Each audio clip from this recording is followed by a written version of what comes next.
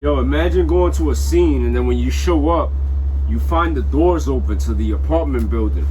Usually when you show up to a scene and the doors are open, one of two things are happening. Either there's a real patient in there who really needs your help and the family's trying to get things going before you get there, or it could just be somebody that's really nervous and doesn't know what to do or how to handle the situation. This call that we just did, it so happened to be that it's a real situation. Upon arrival, it's in the hood, it's in the ghetto. You already know. Types of parts of the Bronx where you don't want to end up lost or at nighttime without knowing your way around. But we get there. Once we get on scene, we go up the stairs, go inside this disheveled, dirty smelling apartment with a bunch of garbage all over the place, hearing the dog barking in the side of a bathroom, trying to crawl through the door. Big dog, not sure, but most likely was a pit bull or Rottweiler of some sort. So once we finally make our way to this patient, we arrive and the room is pretty dark. We finally get to the patient, start assessing them. What would we find? We find agonal respirations, we find pinpoint pupils, and a bag of dope right next to her. She was overdosed, obviously.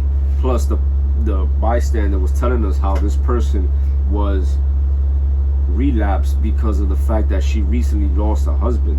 So this must have been the reason why we found her unconscious, because she had a dope addiction and she went ahead and started using it again because of the stress that she had in her life. And I say that to say this, my people, you have the same type of stress that this lady had.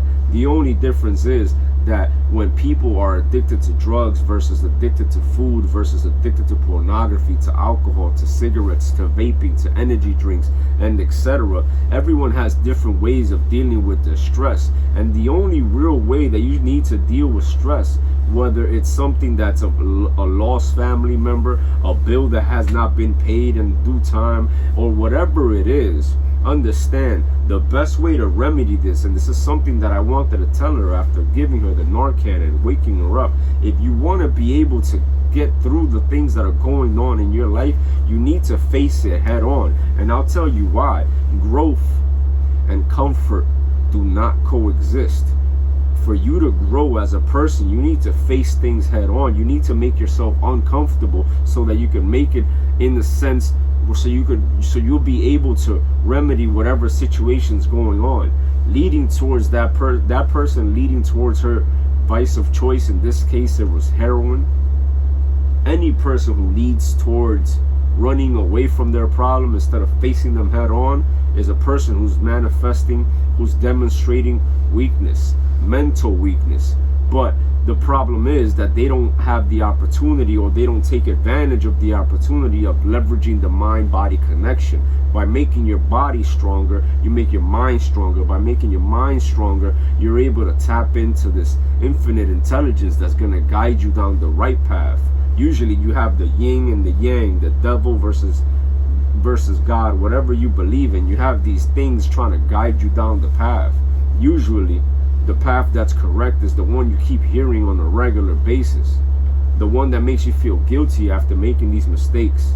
So whenever you find a patient who's suffering from any type of addiction, understand that that's just their way to cope.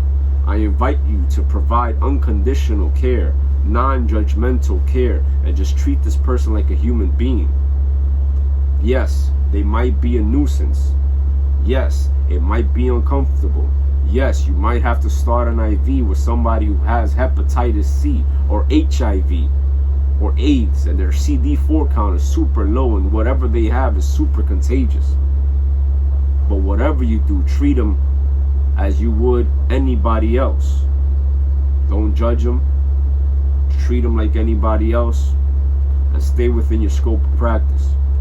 Be a patient advocate. I hope this helps. Peace.